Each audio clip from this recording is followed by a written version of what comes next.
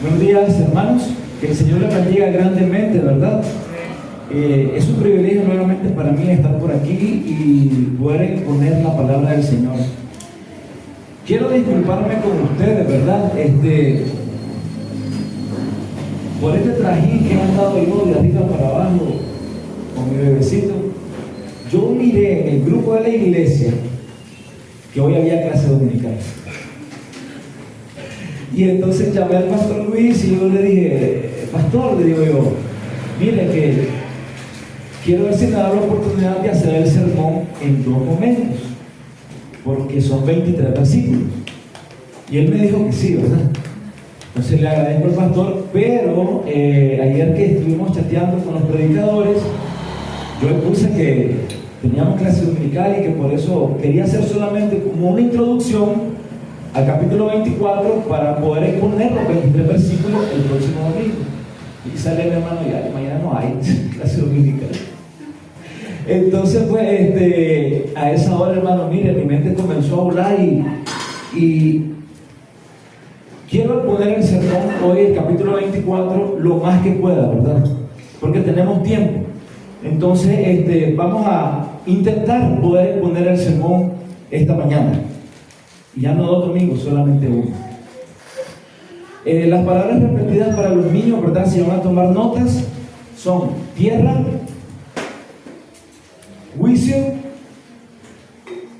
Isaías y profecía. Son 4 palabras que se van a estar repitiendo constantemente en el sermón. Bueno, Isaías 24, mis hermanos, es el clímax de los capítulos que hemos venido estudiando anteriormente. Desde el capítulo 13 hasta la exposición pasada de nuestro pastor Luis, el capítulo número 23.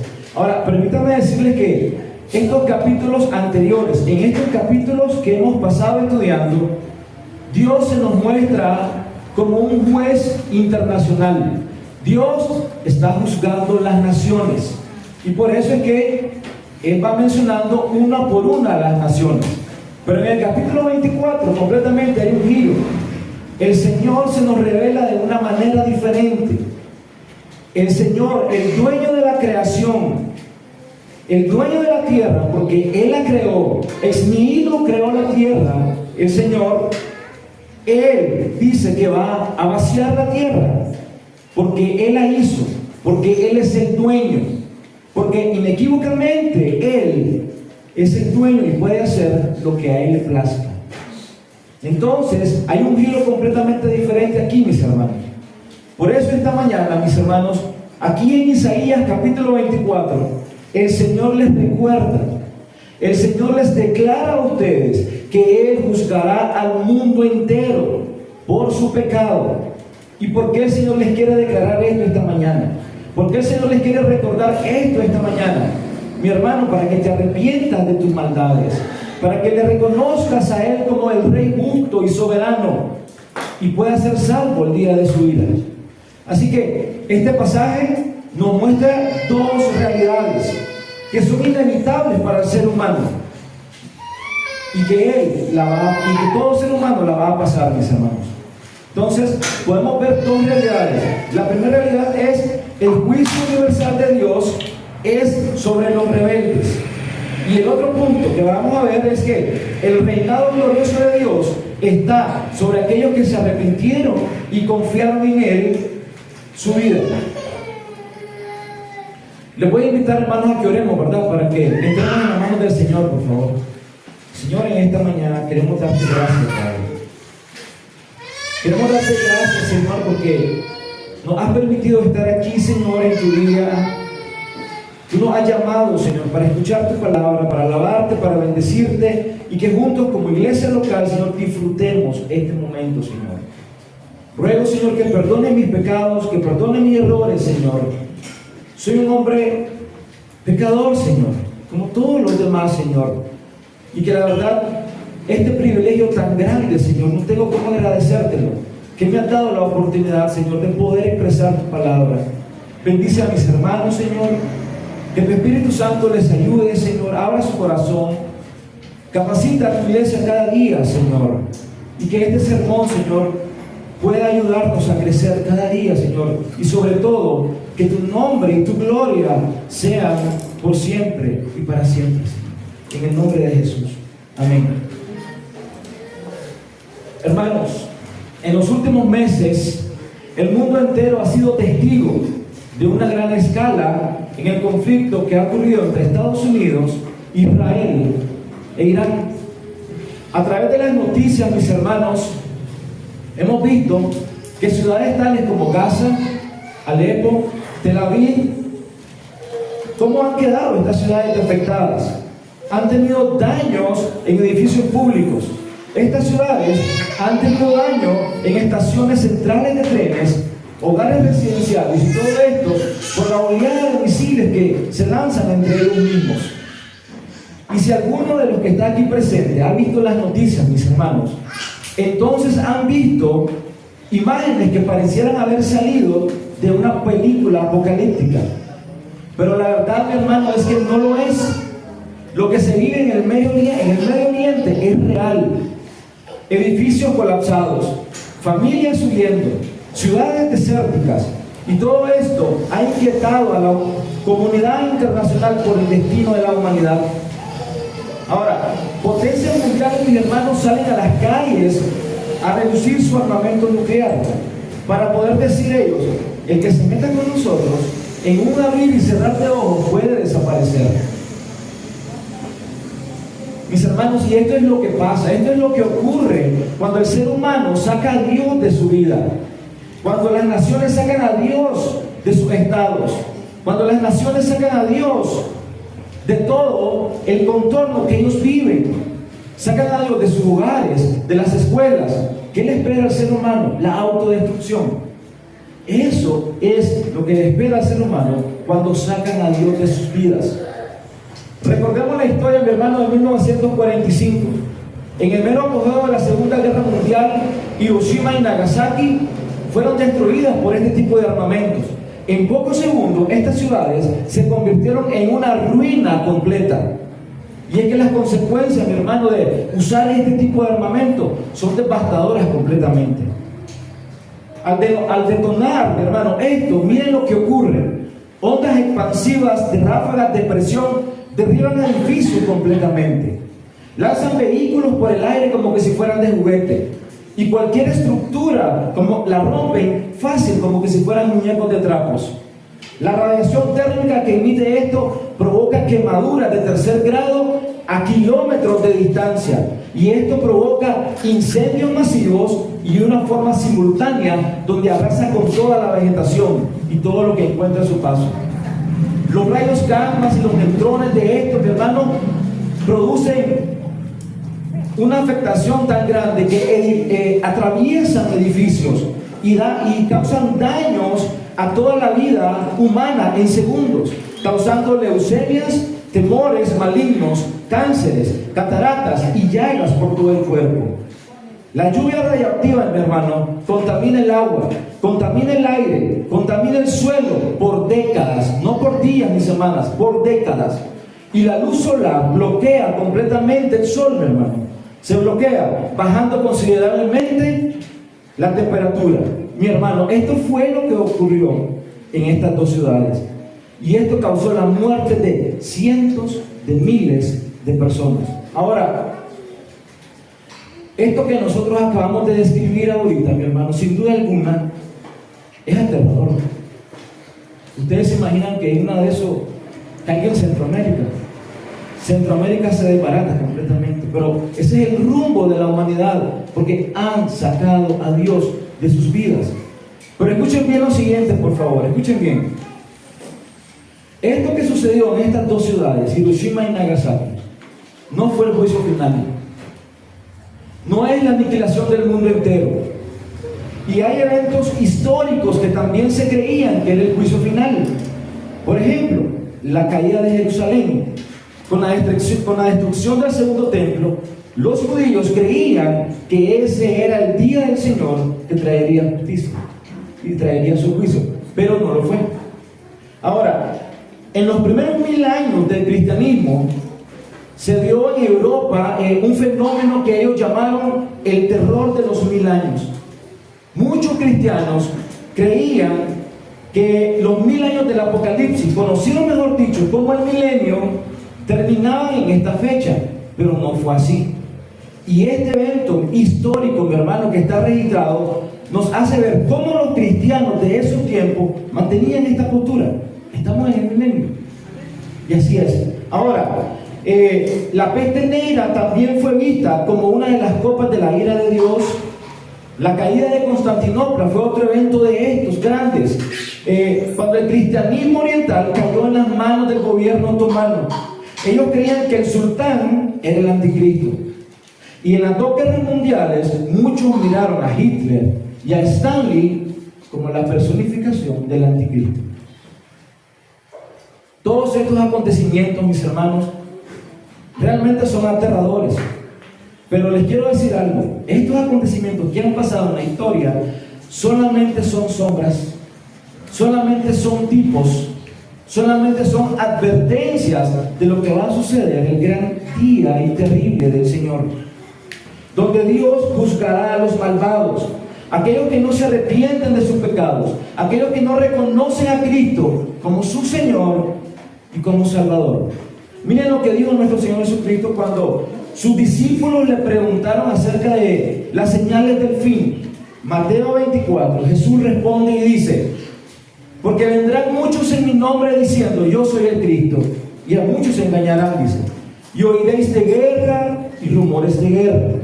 Mirad que no os turbéis, porque es necesario que todo esto acontezca. Dice Jesucristo, pero aún así no es el fin, porque se levantará nación contra nación y reino contra reino, y habrá pestes, hambres, terremotos en diferentes lugares, y todo esto solamente serán, dice, principios de dolores. Hermanos, creo que la iglesia del Señor va a pasar estos principios de dolores. No crean que se va a ir, como dicen, en un rapto.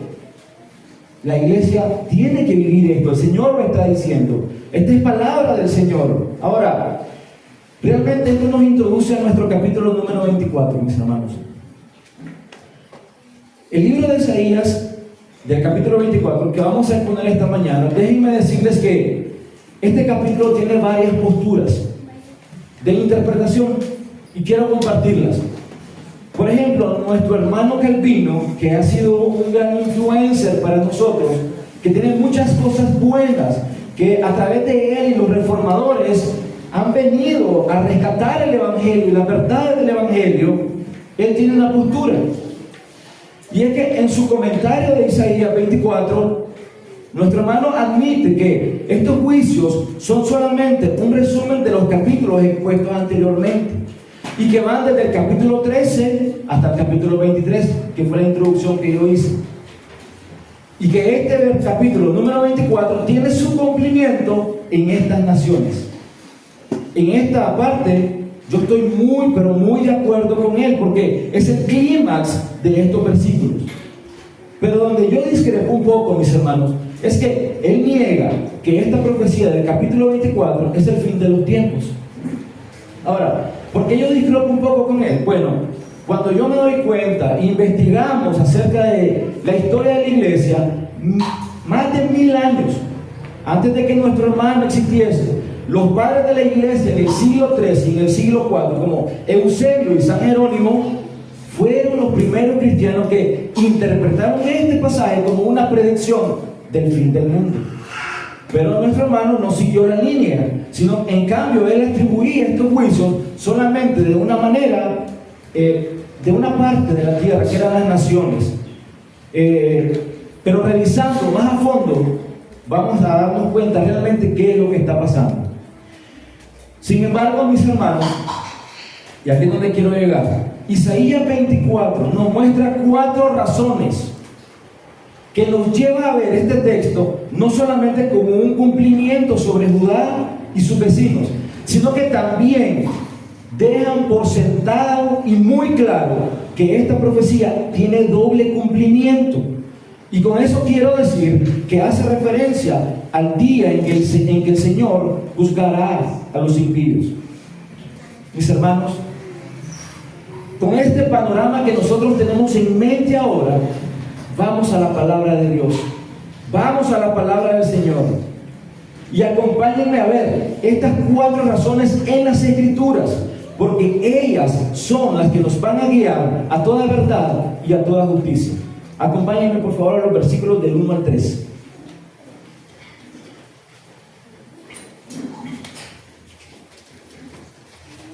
Los versículos del 1 al 3 dicen lo siguiente: He aquí que Jehová vacía la tierra y la desnuda, y trastorna a su faz, y hace esparcir a sus moradores. Y sucederá así como al pueblo, también al sacerdote, como al siervo, así a su amo, como a la criada, a su ama, como al que compra, al que vende, como al que presta, al que toma prestado, como al que da al ogro, así al que lo recibe. Y el 3 dice: la tierra será enteramente vaciada y completamente saqueada, porque Jehová ha pronunciado estas palabras. Hermanos, aquí en el versículo 1, Isaías empieza diciendo cuál es la acción que el Señor va a hacer ese día. Dice que el Señor va a vaciar la tierra. Dice que el Señor va a desnudar la tierra. Dice que el Señor va a trastornar la faz de la tierra. Esto, mis hermanos, nos indica que el Dios eterno, el dueño del universo, el dueño de la creación, hará una devastación total que dejará al mundo entero en un caos físico y social. Ahora, ¿por qué el Señor va a hacer eso? La respuesta la encontramos en el versículo 5 y 6. Acompáñenme al versículo 5, por favor. El versículo dice: ¿por qué Dios traerá este juicio? Y dice el versículo 5: y la tierra se contaminó bajo sus moradores. Y dice: porque traspasaron las leyes, falsearon el derecho, quebrantaron el pacto sempiterno. Mis hermanos, esta es la causa por la cual nuestra confesión de fe también nos dice que el día del Señor viene.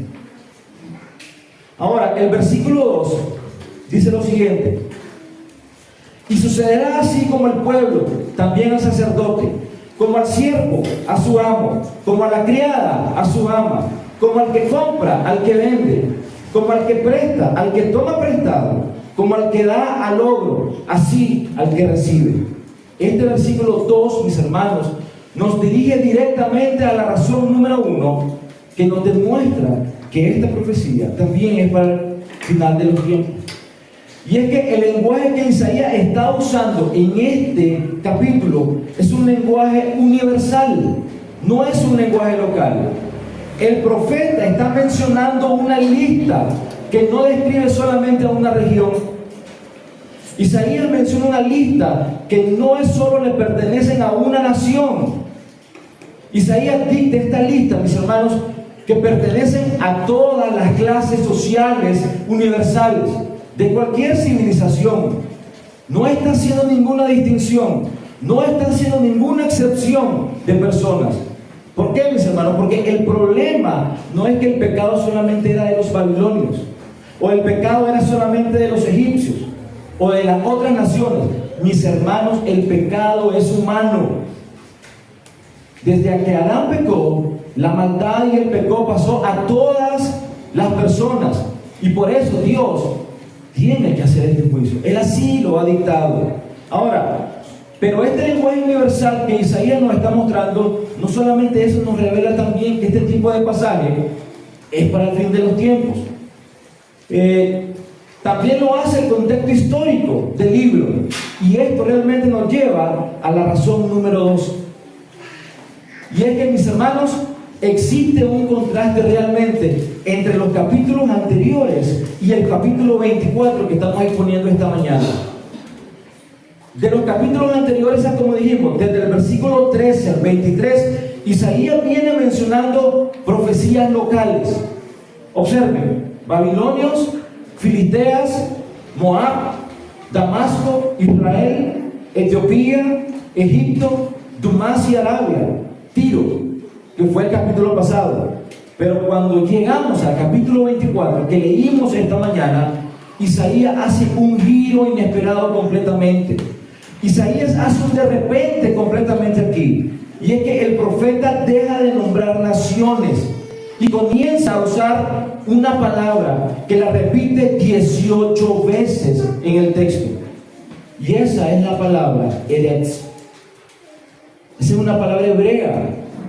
Ahora, mis hermanos, esta palabra tiene algo muy interesante, porque esta palabra, al investigar esta palabra, ella tiene una polisemia de significados. ¿Y qué quiero decir con esto, polisemia de significados? Lo que quiero decir es que esta palabra puede significar tres cosas. Tres cosas puede significar.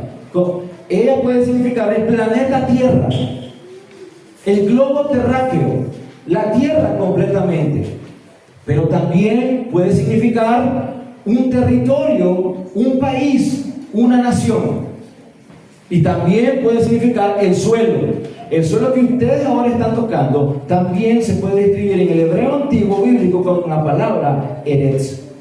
Ahora la pregunta es la siguiente: ¿cuál de los tres significados tenemos que aplicarle a este pasaje? Porque no se puede quedar con los tres. Tenemos que darle un solo significado. Mis hermanos, los teólogos y los exégetas entienden que en estos casos, cuando una palabra tiene una gama amplia de significados, el que debe de aplicarse es el que dicta el contexto inmediato. Recuerden, no podemos sacar los textos fuera de los contextos. Por tanto, mis hermanos, el contexto literario, y observen esto, el paralelismo semántico que usa Isaías en esta poesía hebrea, en este capítulo 24, realmente nos obliga a interpretar esta palabra Eretz como el planeta en su totalidad, como el globo terráqueo completo. Y esto, mis hermanos, también nos lleva a la razón número 3, que es el contexto. Isaías usa en el capítulo 4 otra palabra, que es la palabra Tebel. El versículo 4 dice lo siguiente. Isaías escribe lo siguiente: se destruyó, cayó la tierra. Eretz es la palabra ahí. Enfermó, dice, cayó el mundo, y es la palabra Tebel. Isaías está usando un sinónimo aquí para la palabra Eretz, tierra, y es la palabra Tebel, que significa mundo. Ahora, esta palabra, hermanos, hebrea Tebel, quiere decir también específicamente que es el mundo habitado en su totalidad, es el mundo entero, es la esfera, es el globo terráqueo.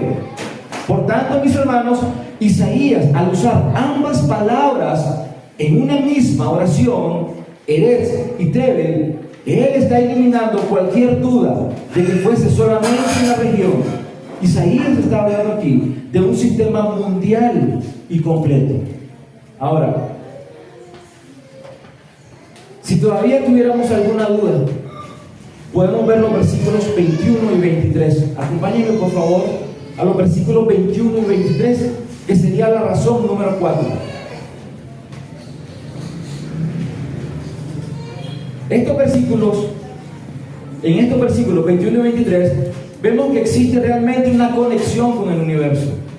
Existe una conexión con el cosmos. Dice el versículo 21: acontecerá en aquel día, dice Isaías, que Jehová castigará al ejército de los cielos en lo alto y a los reyes de la tierra sobre la tierra. Y el 23 dice: y la luna se avergonzará y el sol se confundirá cuando Jehová de los ejércitos reine en el monte de Sión y en Jerusalén, y delante de sus ancianos sea glorioso. Mis hermanos, este es uno de los argumentos más fuertes de esta profecía. El versículo 21, mis hermanos, nos revela una gran verdad. Dios es el juez del cosmos, del universo. Miren que el juicio que Dios está llevando alcanza tanto a los ejércitos del cielo a los demonios que están en las regiones celestes, pero no solamente a ellos, también ese juicio viene a todos los reyes de la tierra. Y lo que Isaías está diciendo aquí es que no hay ningún rincón del universo, no hay lugar para que se esconda nadie el día del juicio. No hay autoridad espiritual ni ninguna autoridad política que se pueda esconder en el día del Señor. Mis hermanos, la soberanía de Dios es tan grande que nadie se va a poder esconder ese día. Y el versículo 23 dice que el sol y la luna se avergonzarán. Mis hermanos, ahora no es que estos dos astros dejen de ser hermosos. Se lo digo con toda sinceridad. Miren, es que la presencia de nuestro Dios, la presencia de nuestro Señor es tan radiante que cualquier otra luz que se quiera acercar a Él queda oscura. Porque Él es el sol por excelencia, es la luz más brillante. Cristo es la luz suprema y Él reinará con esa luz desde Sión para todas las naciones.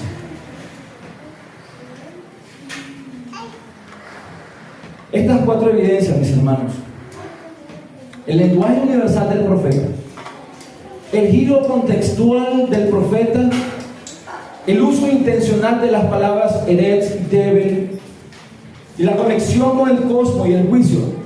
Mis hermanos, no podemos reducirlas y decir que este pasaje solamente se limita a algo en el pasado. Isaías está describiendo un evento que va a ser global, un evento que va a ser definitivo y que se dará en cualquier punto de la historia humana. ¿Cuándo? No lo sabemos. El día ni la hora nadie lo sabe, mis hermanos. Pero de que ese día va a venir, va a venir. Entonces, la pregunta que nos tenemos que hacer nosotros es la siguiente: ¿qué implica todo esto para nosotros que hemos visto? Los eventos que hemos enumerado: Hiroshima, Nagasaki, la caída de Jerusalén, el terror de los 1000 años, la caída de Constantinopla, las guerras mundiales, la guerra de Estados Unidos. Ninguna de ellas, mis hermanos, representa el juicio final. Pero quiero decirles algo: tampoco es que son insignificantes. Miren, cada uno de estos eventos que hemos mencionado nos muestran algo glorioso. ¿Quién es el que controla la historia del universo? Y ese es nuestro Dios, a quien nosotros le hemos confiado la vida. Él controla cada una de estas aflicciones. Él controla cada catástrofe a nivel mundial. Por eso, mis hermanos, como lo dije anteriormente, cada uno de estos eventos son figuras, son advertencias, son tipos de lo que Dios hará en el día final. Ese momento será inmensamente peor que estas calamidades que hemos mencionado, mis hermanos. Y lo triste es lo siguiente: que todos aquellos que rechazan a Cristo y que bajan el estándar de Cristo y que rechazan su evangelio, sufrirán el castigo eterno. Eso es algo que no lo podemos evitar. Que cómo será, que cuándo será, no lo sabemos. La pregunta es: ¿has nacido de nuevo? ¿Tú estás en Cristo esta mañana?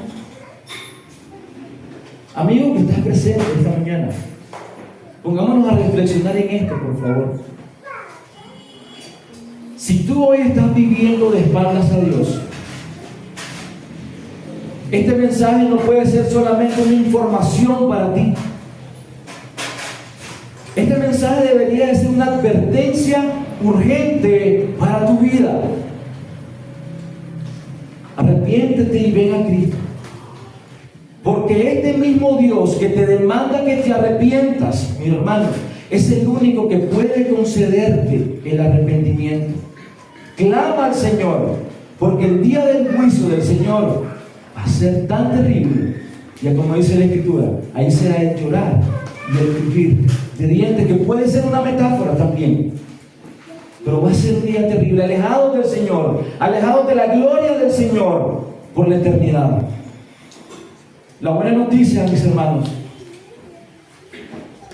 es que para los que están unidos a Cristo, para aquellos que han rendido su vida a Cristo, existe un camino diferente, existe una esperanza diferente, tenemos un privilegio diferente. Nuestro juez será Jesucristo, el Hijo de Dios, que entregó su vida por nosotros. Y por esta maravillosa razón, mis hermanos, no podemos mirar el futuro aterrorizados nosotros. Deberíamos de estar contentos, deberíamos de estar gozosos, deberíamos de estar alegres, porque donde tu aflicción en este mundo se acabará. Si tienes deudas, ya no vas a tener deudas. Él las va a sufrir. Si estás triste, si estás desconsolado, si hay algo que no te parece bien en este mundo, ya no va a existir, porque Él va a reinar con su justicia y su fidelidad la va a traspasar a nosotros, mis hermanos. Debemos de estar seguros en aquel cuya obra consumó totalmente en la cruz del Calvario, para que tú tengas vida y la tengas en abundancia. Oremos. Señor, en esta mañana queremos darte gracias.